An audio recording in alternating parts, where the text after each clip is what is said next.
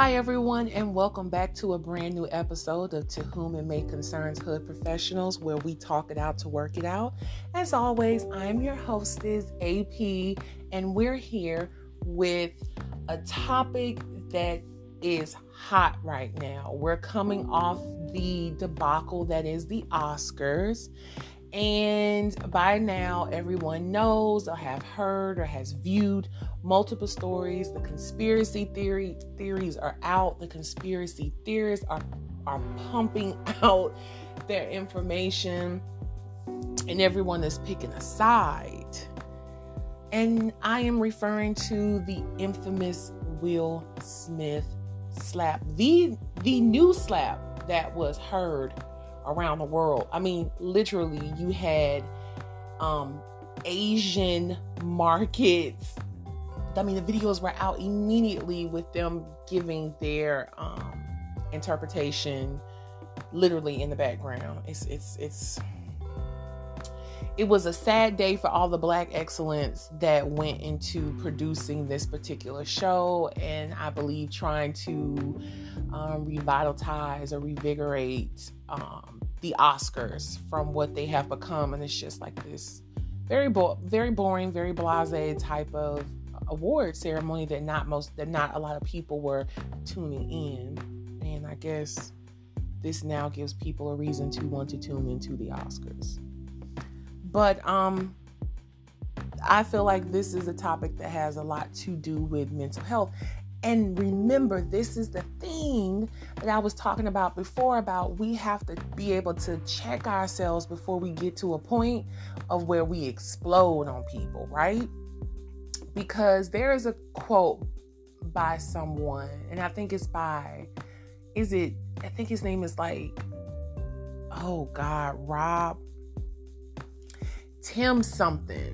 Tim Rebo or something like that. I'm so sorry that I can't think of it. But if you go to the blogcast, if you like that, if you go to the blogcast over on www.toWhomItMayConcernHoodPros.wordpress.com, you will see that particular blog post about 2 weeks or a week ago. By the time you hear this, go back and look at that, and the quote is there. But the quote says, no matter how you feel, you are still responsible for how you act. And it's so very true. And it's shitty, but it's real. Because even if you are justified in behaving in a certain way, it could leave such a lasting impression that that's the only thing that you remember for. Out of all of the many beautiful, faceted things about you, that one moment where you lost control is now your representative. And it's very shitty that it has to be that way, but to whom much is given, much is required. And so in those moments, we have to, I hate people oh, well, you had to think about something before you come back and say something to me. Yeah, MF, I got to process things. Forgive me for wanting to be someone who rationally thinks through her thoughts and emotions before she just reacts. And in my past, I have, and I can see where it has hurt relationships, both professionally and personally.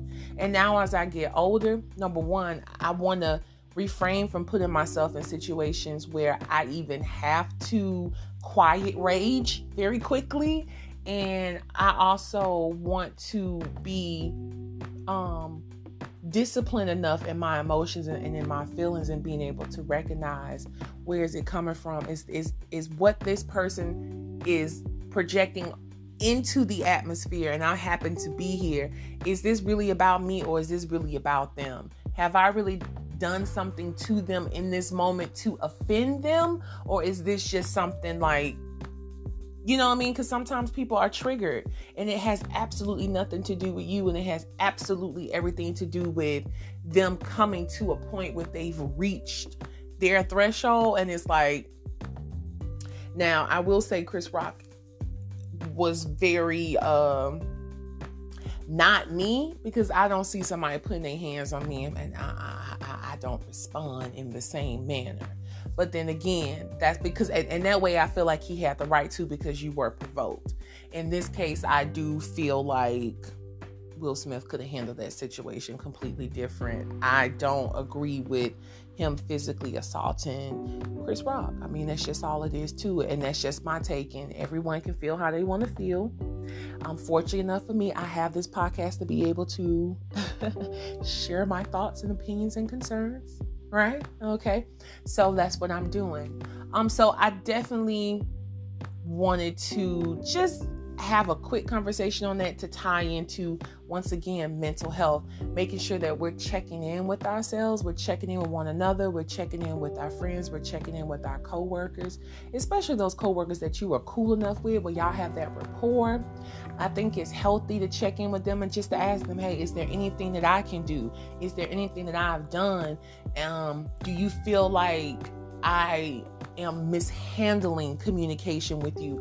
Do you feel like I am mishandling you in a way where you may not necessarily appreciate it? Like, is there something that I can do to make your experience with me better? I can't necessarily control our supervisor, our director, or even necessarily the environment of the workplace, but what can I do as far as you and my interaction and our engagement to make sure that we stay on the same page and that you feel like this is a safe space, so that even if it's in the rest of this office, it feels really crappy and just unwelcoming, that I can be a bright spot in your workday. And I think it is important. And I have checked in with my coworker to say, hey, X, Y, and Z, like, do you take issue with anything when it comes to you and I? And I really want him to feel like, that he can be open and honest about those things, because it's important. And even if he never comes to me, I still have no problem letting him know, like, hey, I don't like that. I don't appreciate that. I feel like this when you do that, or when you don't do that, type of thing. And remember, being assertive is not a negative thing. Being assertive really is just about being honest and open enough to have a conversation. And I feel like sometimes being direct with people, a lot of people can't take that because they're used to people hiding things with a smile. I kind of, the visual I get of it is when people want to feed their dog medicine, they take the pill and like put it inside of a food or something like that, or mix it in with their food. That's not me.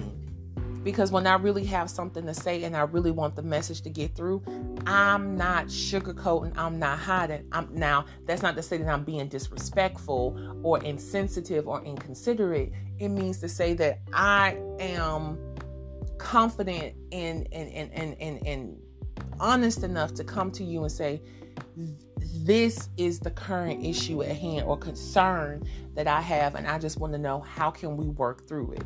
And then hopefully that person cares enough to want to rectify the situation or bring clarity to the situation, because sometimes we can be thinking one thing and it's totally not that, and that person just isn't aware of how they may be coming off. Or they may very well be aware of how they coming off. They just don't give a damn. And then to that, I tell you, now you know how to govern yourself. Either way, now you know how to move. And I think that's also important for us. Even if a person doesn't give us the answer that we're looking for, we still in turn find the answer, because now we know how to govern ourselves. Because if you're moving around with snakes, then you got to keep your grass cut. And I say this, CYA, cover your ass. You need to document the things that you do, document the places that you go, document the work that you execute, document whatever new ideas or whatever that you bring to the table. Document that it was you who did that, how you did it, when you did it, why you did it. Conversations that you have with people, document it, because you know who you are dealing with and working with. So while you are still in place until you make your exit, you need to be documented. And Tabitha Brown said something very profound on the Terrell, I hope I'm saying his name right, Terrell Grice show, and she was saying that we spend too much time in dead end spaces when it comes to jobs, and that we tend to wait until we almost died on that job before we start thinking about, okay, let me make the exit strategy. And a lot of y'all understand that. And again, this is still tying into our mental health and how we're viewing things and our interactions with others at work. That she's saying that we wait until almost our death at that job. And you know, that death is like when you are burnt TF out, you're tired, you're aggravated more than anything. You spend most of your time when you're not at work complaining to your loved ones about your job, and you're overworked, you're underappreciated, you're undervalued, and yet you're there because for whatever reason you've been there so long that you've become conditioned. But Tabitha Brown was saying that you need to get in a mindset that when you're in a place and you know that that's not where you're supposed to be at, and you know that's not you, don't get comfortable there. Don't take anything into your office that makes it seem like you plan on being there for a long time. So pictures, anything personal, anything that would readily identify you, don't place those things into that space. Always be fully prepared that when the opportunity comes for you to dot that dough, that you're able to do so. That if anything, all you have to do is leave that ID card and that key fob to get into the building and go on about your merry little way. And I think that is also important for our mental health.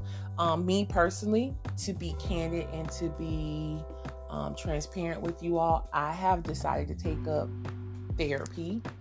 I think it's something that'll be very important because I am someone who grew up. I have an older sibling, but there are some years in between us. But I grew up a lot of my time as a child and my young adulthood, even now, alone. I spend a lot of time alone, so I'm in my head a lot.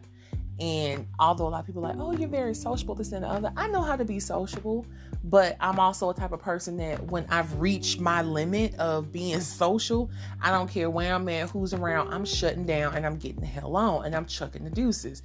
I could be two-stepping, having the greatest time of my life, and zoop, it's over with and it's time for me to go. And for me, there are some things that I have taken issue with myself and with my interactions with people, both professionally and personally, that I would like to get to the root of those things and really try to just like work my way out of it in a way that is not detrimental to relationships where I feel any type of resentment or any type of negative feeling towards anyone, because we're all conditioned to be a certain way growing up. I mean, it is just what it is. It's about how we're raised. We're not raising ourselves. I mean, the majority of us aren't.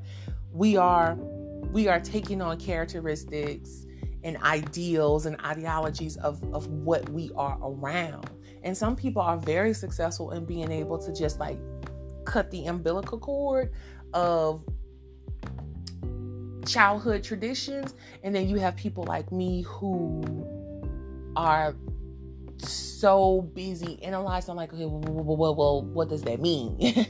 Because if my foundation is built off of this and I am stepping off of this foundation onto something that I cannot see and feel, and it feels shaky and it don't feel like Jesus, what's going on? So then there's a lot of prayer, there's a lot of thinking, there's a lot of talking. So I figured, why not pay that copay? And God is good because that copay is low. Thank you for the insurance. It does come in handy at times, and I feel like this is one of those times. And I got a lot of encouragement from that, just like from people on my social media who post these things. And that's why I say it is so important. Again, the things that we take in, you have to be aware of the things that you're taking in, reading, listening to, talking about, thinking about, because they, again, just like when we were younger and who raised us, we're conditioned to those things. Now that we're old enough to be responsible for ourselves, we are conditioning ourselves. So we have to properly feed ourselves the nourishment that is needed so that we can be who we want to show up as. And I personally want to show up as a healthy, whole, healed, extremely. Happiness is so important to me. Y'all, I can't stress it enough.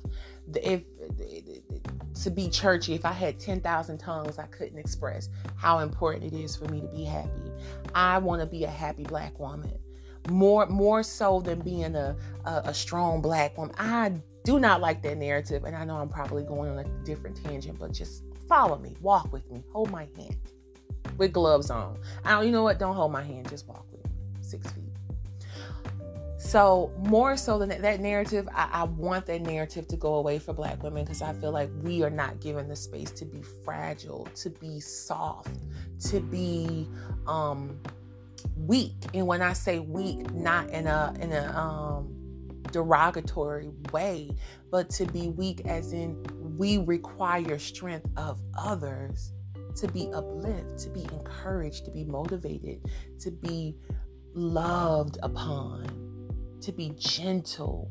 You get what I'm saying? To be adored and desired and adorned, and not desired in a fetish type of way, because y'all be getting that twisted.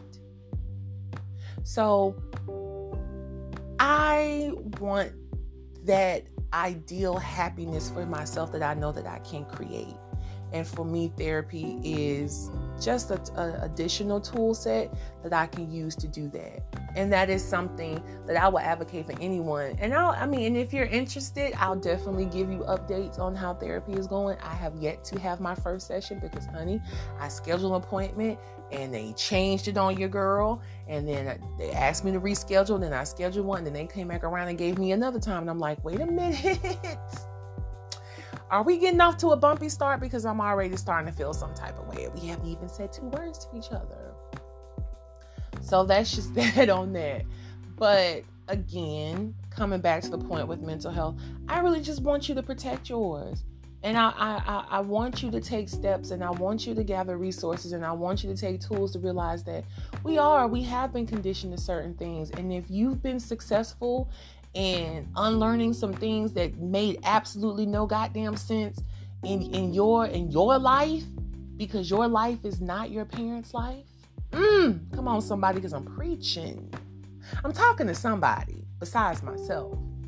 If you've been successful in being able to uncondition yourself from certain things, kudos and bravo to you. And I'm not being sarcastic. I'm saying, baby, I'm trying to get like you.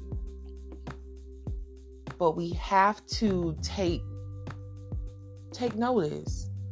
We have to take a role of where we are and where we're trying to be, and maybe what are some things lying in our path that we need to uproot, because stepping over it ain't doing it enough, because it's still there and it's growing, and it has a tendency to latch on to us when we're trying to step into this new lifestyle. And because we are rooted in, approval from others, it prevents us from fully thriving and just living unapologetically us, you, me.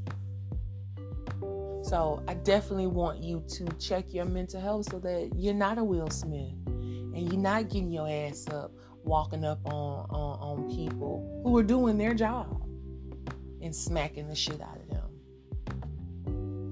Because at some point we got to be able to have adult conversations to say, hey, what you did was effed up. I didn't like it, and I appreciate it if you never allow that to happen again. And I would also like an apology, not only for me, but if there is someone else that you feel like was wronged or hurt in that, they deserve an apology as well. And I feel like that's going to be our better way to be able to gain sincerity and to build logic and to build relationships with others. If only we would be brave enough to be assertive, and that is to be honest, and that is to be kind enough to be honest. Do you know how kind you have to be honest to somebody? It's so easy for people to lie. Which line is so nasty and inconsiderate and rude and unbelievably hurtful. But to be honest, it's such a kind gesture because you value that person's quality of life enough to let them know the real so that they can in turn make the decision that they need to make for themselves. Protect your mental health. Check in with your mental health. Check in on the mental health of those around you and to see what can you do to strengthen the engagement between you and that person or those persons. I thank you so much as always for tuning in to the podcast and being a valued listener. Again, I don't take it lightly because you don't have to listen to your girl, but you do, and I appreciate you. And I just want you to know that as we grow, it's going to get better and better and better. Until next time, take care, bring awareness, and be who you needed when you were at your worst. Until next time, peace.